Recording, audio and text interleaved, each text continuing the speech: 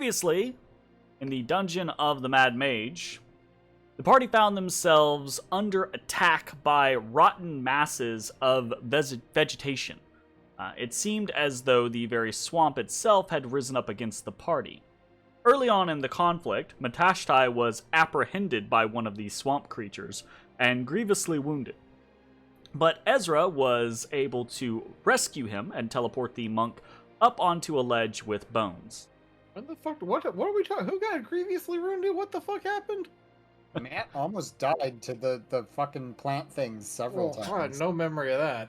Several moments and quite a bit of experimentation with magical elements later, the shambling mounds were little more than rotting heaps of plant matter. More wine. More wine. After this, the party searched the body of the fallen dwarf that Bones had found, discovering a journal and a few valuables. The party then headed south along a twisting passage where the swamp became troublingly deep before leveling back out. This path eventually swung eastward, letting the party out into a large cavern with a 50-foot high ceiling, the highest they had yet seen here in the Slither Swamp. Nestled upon an island here were ruins built from a black material. Further investigation revealed an unmarred statue of a large serpent eating its own tail. Curious, the party moved forward, but as they did, an apparition appeared upon the isle, clad in ghostly plate armor.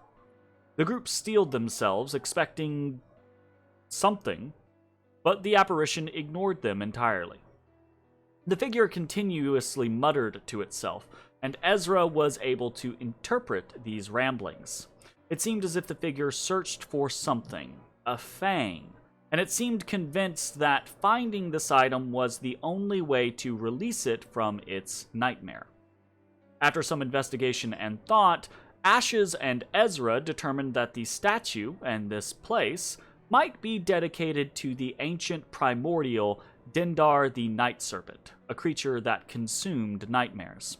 Ezrah was certain that this was something best left alone. Unsure of what else they could do, or even if they should do anything else, the party left to continue their exploration.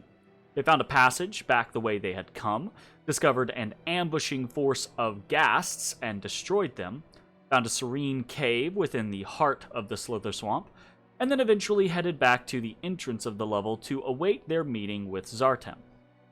This involved some resting, harvesting of the gassed corpses, and eventually, several hours later, Zartem arrived.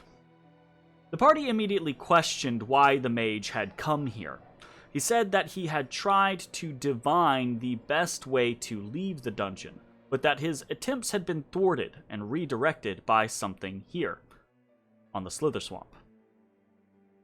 He had come here to find out what, and had discovered something more dangerous than all the factionalism the party was dealing with.